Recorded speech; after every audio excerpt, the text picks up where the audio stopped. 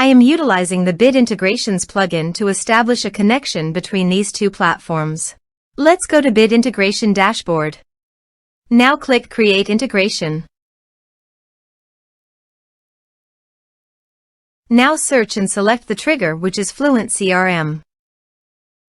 Select a form or task name from the drop-down. I am selecting a contact is create. You can choose as you want. Click Next. Search and select Bit Form as an action. Give here the client ID. So, go to the Bit Form dashboard.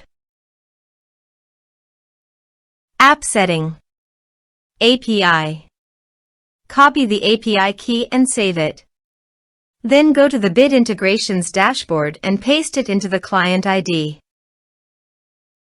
Authorize it. Authorization is successfully done. Next. Choose a form. Map the respective fields.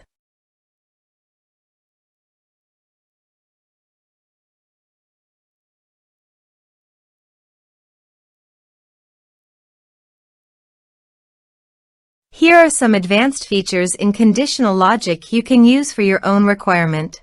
Next. Finish and save it. Now go to FluentCRM dashboard. Go to the Contact module.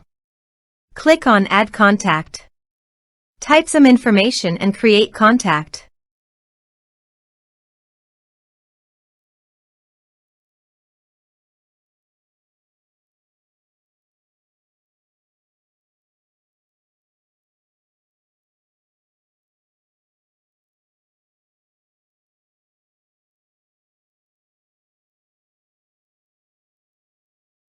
Create contact. Contact added successfully. Now go to your Bit Form dashboard. Under the Actions, click on 3 dots and go to the Responses. Here you can see that the data came successfully into the Bit Form.